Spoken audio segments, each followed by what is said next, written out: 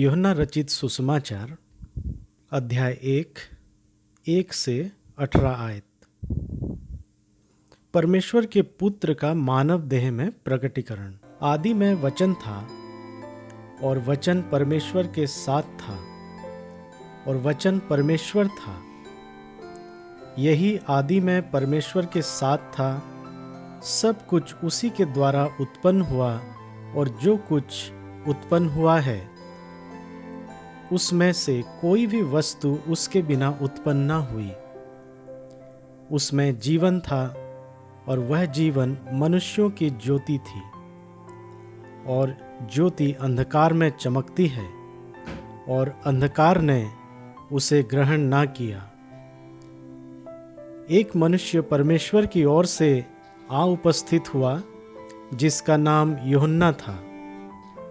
वह गवाही देने आया कि ज्योति की गवाही दे ताकि सब उसके द्वारा विश्वास लाएं। वह आप तो वह ज्योति ना था, परंतु उस ज्योति की गवाही देने के लिए आया था।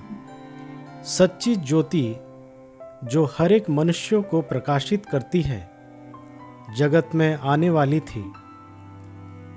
वह जगत में था और जगत उसके द्वारा उत्पन्न हुआ और जगत ने उसे नहीं पहचाना। वह अपने घर आया और उसके अपनों ने उसे ग्रहण नहीं किया, परंतु जितनों ने उसे ग्रहण किया उसने उन्हें परमेश्वर के संतान होने का अधिकार दिया, अर्थात उन्हें जो उसके नाम पर विश्वास रखते हैं। वे ना तो लहू से, ना शरीर की इच्छा से, ना मनुष्य की इच्छा से, परंतु परमेश्वर से उत्पन्न हुए हैं। और वचन देहधारी हुआ और अनुग्रह और सच्चाई से परिपूर्ण होकर हमारे बीच में डेरा किया। और हमने उसकी ऐसी महिमा देखी जैसी पिता के एक लौते की महिमा। यूहन्ना ने उसके विषय में गवाही दी और पुकार कर कहा कि यह वही है जिसका मैंने वर्णन किया कि जो मेरे बाद आ रहा है वह मुझसे बढ़कर है, क्योंकि वह मुझसे पहले था। क्योंकि उसकी परिपूर्णता से हम सब ने प्राप्त किया, अर्थात अनुग्रह पर अनुग्रह। इसलिए कि व्यवस्था तो मूसा के द्वारा दी गई, परंतु अनुग्रह और सच्चाई यीशु मसीह के द्वारा पहुंची। परमेश्वर को किसी ने नहीं देखा। एक लौता पुत्र जो पिता की गोद में है, उसी ने उसे प्रकट किया।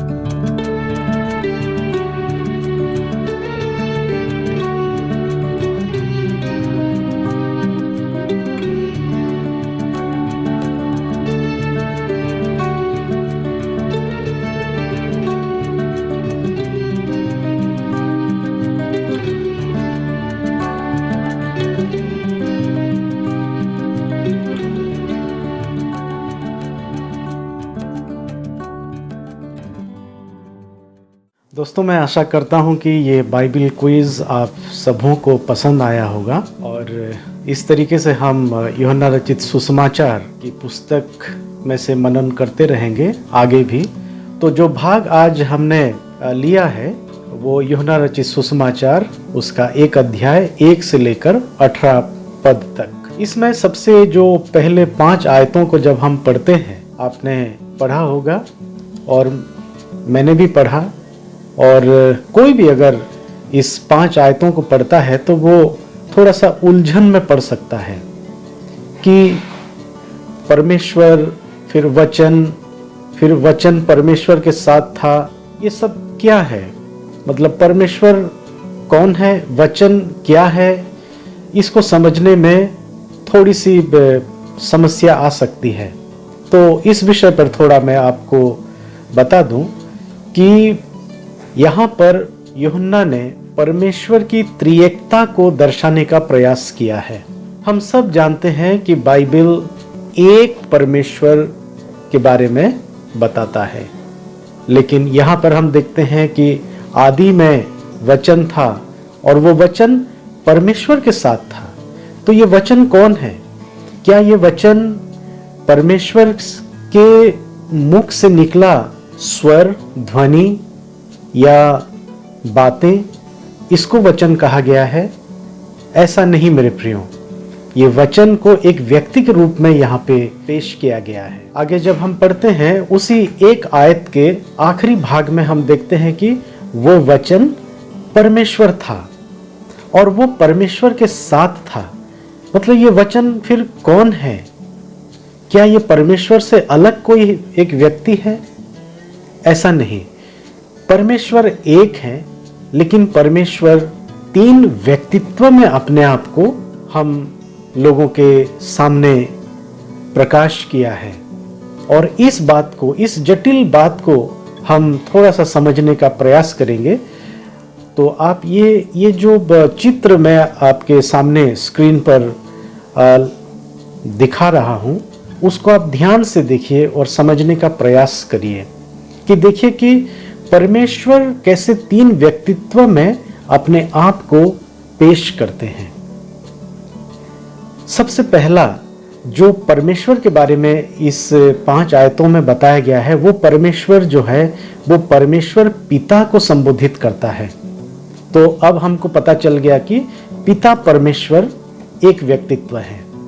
उसके बाद हम देखते हैं कि वचन परमेश्वर था। तो यहां पर वो वचन कौन है?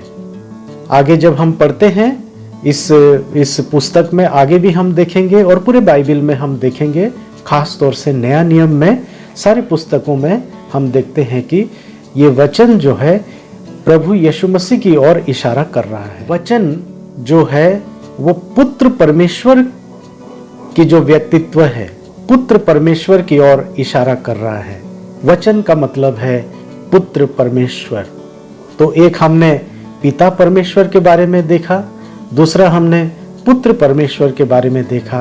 जो तीसरा व्यक्तित्व परमेश्वर का वो है पवित्र आत्मा परमेश्वर। हम प्रेरितों के काम में पवित्र आत्मा परमेश्वर के कामों को देखते हैं। तो मेरे प्रियो, परमेश्वर एक है, परंतु वह 3 व्यक्तित्व के जरिए से अपने आप को दर्शाते हैं, अपने आप को प्रकाश किए हैं। लेकिन एक बात इस चित्र के माध्यम से समझ लेना बहुत आवश्यक है कि पिता परमेश्वर जो है वो पुत्र परमेश्वर नहीं है, और पुत्र परमेश्वर जो है वो पिता परमेश्वर भी नहीं है, और पवित्र आत्मा परमेश्वर जो है वो पुत्र परमेश्वर नहीं है और ना कि पिता परमेश्वर है। वो 3 अलग अलग व्यक्तित्व है। लेकिन हम कैसे समझ पाएंगे? हम वचन में सृष्टि की रचना में हम पढ़ते हैं कि परमेश्वर ने मनुष्य को अपने ही रूप और समानता में बनाया है, और बाइबल के अनुसार हम देखते हैं कि मनुष्य का जो संरचना जो है, 3 बातें मनुष्य में पाई जाते हैं। एक उसका शरीर, दूसरा उसका प्राण, और तीसरी बात उसकी आत्मा। तो शरीर, प्राण और आत्मा से मनुष्य का बनावटी है। तो इसमें ये तीन अलग अलग एलिमेंट्स हैं, तीन अलग अलग व्यक्तित्व हैं, मनुष्य का शरीर, मनुष्य की आत्मा और मनुष्य का प्राण। ये तीनों अलग हैं लेकिन ये तीनों एक साथ हैं, इसलिए वो जिंदा हैं। इसी प्रकार मेरे प्रियो, परमेश्वर एक है लेकिन परमेश्वर पिता परमेश्वर हैं, परमेश्वर पुत्र परमेश्वर हैं और परमेश्वर पवित्र आत्मा परमेश्वर हैं। तो इन 5 आयतों में हम देखते हैं कि पिता, पुत्र और पवित्र आत्मा परमेश्वर, और परमेश्वर एक है लेकिन वो 3 व्यक्तित्व के माध्यम से अपने आप को प्रकाश किए हैं। अब मैं आप लोगों का ध्यान 14वीं आयत की ओर ले जाना चाहता हूं, जहां पे लिखा है, और वचन देहधारी हुआ। वचन देहधारी हुआ, इसका क्या मतलब है कि पुत्र परमेश्वर जो पिता परमेश्वर के साथ सदियों से, यानी कि द बिगिनिंगलेस बिगिनिंग से, यानी कि जब कुछ भी नहीं था, मतलब जब से परमेश्वर हैं और परमेश्वर अनादिकाल से हैं, तो अनादिकाल से पुत्र परमेश्वर पिता परमेश्वर के साथ थे। लेकिन आज से 2000 साल पहले वो पुत्र परमेश्वर जो विशेष रूप से वचन के रूप से उनका पहचान था, वो वचन क्या हुआ, मनुष्य के रूप में इस संसार में उतर आया।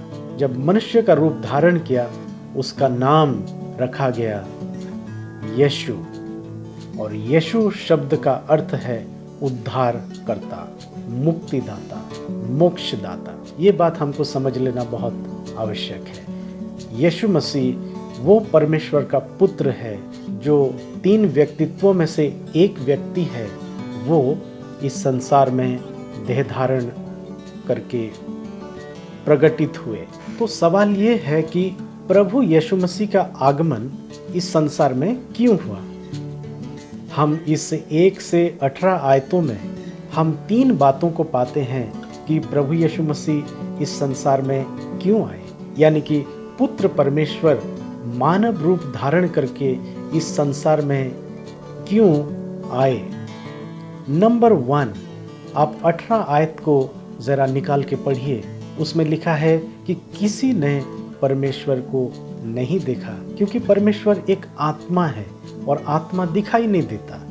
तो प्रभु यीशु मसीह ही है जो परमेश्वर को इस संसार में प्रकट किए। दूसरी बात मेरे प्रियो, कि क्योंकि मानव जाति परमेश्वर को नहीं देखे थे, तो उन्होंने अपने परिकल्पना में परमेश्वर को विभिन्न रूप दे दिया।